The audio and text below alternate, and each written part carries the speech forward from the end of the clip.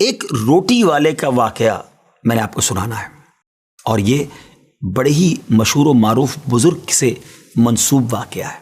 حضرت ابو بردہ رضی اللہ تعالیٰ عنہ راوی ہیں کہ حضرت ابو موسیٰ اشعری رضی اللہ تعالیٰ عنہ کی جب وفات کا وقت قریب آیا تو انہوں نے اپنے بیٹوں سے کہا کہ اے بیٹو، روٹی والے کو یاد رکھنا۔ پھر یہ واقعہ خود ہی بیان کیا کہ وہ روٹی والا کون تھا۔ آپ نے کہا کہ ایک شخص تھا جس نے 70 سال اللہ کی عبادت کی، بڑی عبادت کی، مگر 70 سال بعد جب وہ باہر آیا تو شیطان نے اس کو بہکایا اور وہ ایک عورت کے فتنے میں مبتلا ہو گیا۔ 7 دن اور 7 راتیں وہ اس عورت کے ساتھ رہا، غلط کام ہو گئے۔ اب اس کو پھر شرمندگی ہوئی کہ یہ میں نے کیا کیا، 70 سال عبادت کی اور یہ 7 دن اور 7 راتیں میں نے گناہ میں گزار دی۔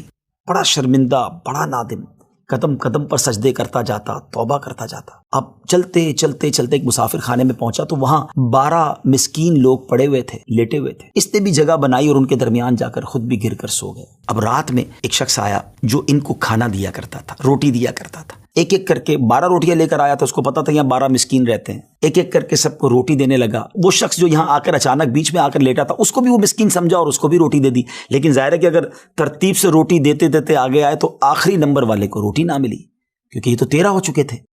تو بانٹنے والے سے اس مسکین نے کہا کہ تم نے آج مجھے روٹی کیوں نہیں دی؟ اس نے کہا میں نے تو سب کو ایک ایک روٹی دی، کسی کو 2 نہیں دی۔ کہا تم مجھے روٹی نہیں دے رہے ہو۔ بہرحال وہ ناراض ہو گیا کہ ٹھیک ہے، پھر تم اگر یہ سمجھتے ہو کہ میں بددیانتی کر رہا ہوں تو میں تمہیں کچھ بھی نہیں دوں گا۔ یہ کہہ کر وہ شخص تو چلا گیا، مگر وہ مسکین بیچارہ بھوکا رہ گیا۔ اب وہ شخص جس نے ابھی توبہ کی تھی، پہلے 70 سال کی عبادت بھی کی ہوئی تھی، اس کو خیال آیا کہ میری وجہ سے اس مسکین کو روٹی نہیں ملی ہے۔ بھوک اسے بھی بڑی تھی، مگر اس نے وہ روٹی اسے دے دی۔ شدید بھوک لگی ہوئی تھی، رات بھر بھوک میں تڑپتا رہا اور اسی بھوک کے عالم میں صبح اس کا انتقال ہو گیا۔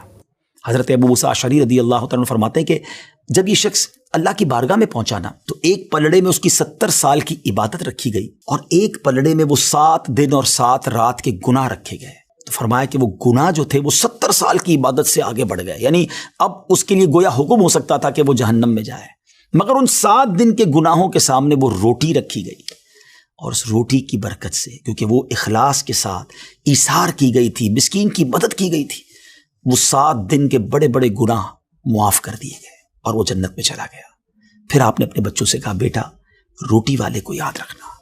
ناظرین، یہ واقعہ واقعی دلوں کے تار چھیڑ دیتا ہے۔ 2 باتیں سیکھنی ہیں کہ بعض اوقات کچھ لوگ کہتے ہیں یار میں نہیں بہک سکتا، میں تو بڑے اچھے ماحول میں ہوں۔ نہیں جناب، شیطان نے بڑوں بڑوں کو بہکا دیا ہے۔ ہمیں اپنی صحبتیں اچھی کرنی ہوں گی، اللہ کریم سے شیطان کے مقابلے میں پناہ مانگنی ہوگی اور اپنے آپ سے ڈرتے رہنا ہوگا کہ نہیں میں بھی گناہوں میں مبتلا ہو سکتا ہوں، مجھ سے بھی کوئی بڑا گناہ کہیں نہ ہو جائے۔ توبہ کرتے رہیں، ڈرتے رہیں، خوف رکھیں اور اچھی صحبت اپنائیں۔